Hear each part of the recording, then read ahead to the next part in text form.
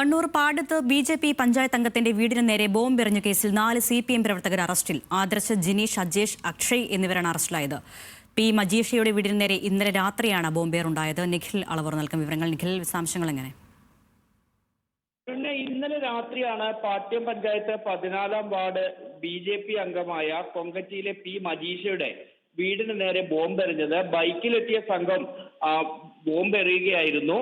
ഈ പ്രദേശത്തെ CCTV ദൃശ്യങ്ങൾ ഉൾപ്പെടെ പരിശോധിച്ചാണ് പോലീസ് ഇപ്പോൾ 4 പ്രതികളെ പിടികൂടിയിരിക്കുന്നത്. ബ്രഹ്മമുക്ക് സ്വദേശികളായ കണ്ണോത്ത് ആദർശ്, വെള്ളപ്പായി ജിനീഷ്, കല്ലുള്ളതിൽ അജേഷ്, ഇവർ 3 പേരും ഈ ബോംബേറിൽ നേരിട്ട് പങ്കെടുത്ത ആളുകളാണ്. ഒപ്പം ഇവർക്ക് സഹായം ചെയ്തു നൽകിയ കണ്ണോത്ത് അക്ഷയ്.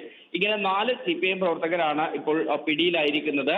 ഈ തെരഞ്ഞെടുപ്പിന്റെ ഒക്കെ പശ്ചാത്തലത്തിൽ ഇതൊരു രാഷ്ട്രീയ സംഘർഷമായി മാറാതിരിക്കാനുള്ള ജാഗ്രത പോലീസ് തുടക്കത്തിൽ തന്നെ സ്വീകരിച്ചിരുന്നു.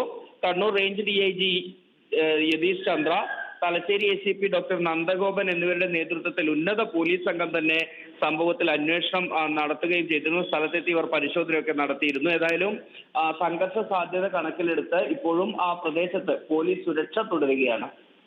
ശരി, നിഖിൽ ആണ് കണ്ണൂരിൽ നിന്നും വിവരങ്ങൾ നൽകിയത്.